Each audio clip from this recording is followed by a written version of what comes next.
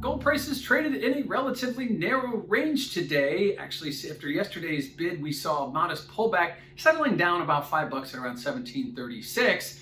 But what we're looking at here is some chart patterns. If you go back to the middle of March, we saw gold prices drop below 1700, then only rally quickly up to 1700, dance at that level for a while, and then quickly trade lower again. We just got down, dipped below 1700, saw a big rally late last week, and we've been able to sustain that rally, and like yesterday actually getting just shy of that 1750 mark. But it looks like that 1750 may be the line in the sand. Look for any trade above that, or with a settlement actually above that, could see a sustained trade higher. But gold has been suffering due to the fact that we've had higher treasury yields, which are much more attractive as gold is a non-yielding instrument. Likewise, Bitcoin continues to steal a lot of the luster and some of the other cryptocurrencies from what gold used to be, the safe play and that hedge play and that what if play. But it certainly doesn't seem like it is these days, as gold prices have suffered really since the beginning of 2021. But today, a quiet, narrow trading range and prices slightly lower. Following the minutes, we'll talk about that in a moment. Secondly, let's go over to volatility. If you check out that CVOL index over at cmegroup.com, you'll notice that yesterday when gold prices rose, we saw volatility decline. Typically when gold prices go up, historically we see volatility go up as well. So that was a bit of a surprise.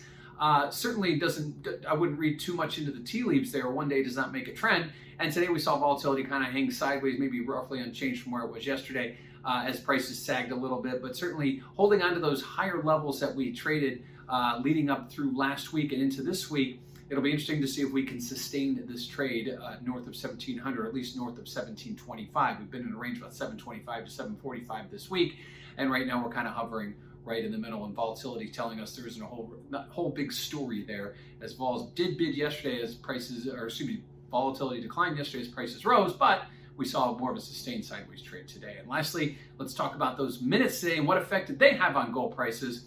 Well, the Fed's going to continue to do what they've been doing, keeping all their policies in place for what they call is some time. Typically, over dovish Fed, big policy moves, accommodative stance. That is very bullish for gold because it's very bearish for the dollar. But we really aren't seeing that type of reaction. Obviously, as I said before, the gold price is now trading more off of what we're seeing in treasury yields being elevated, seeing the excitement over cryptocurrencies, and the dollar, which had been declining pretty much for several months, has seen a bit of a bid here.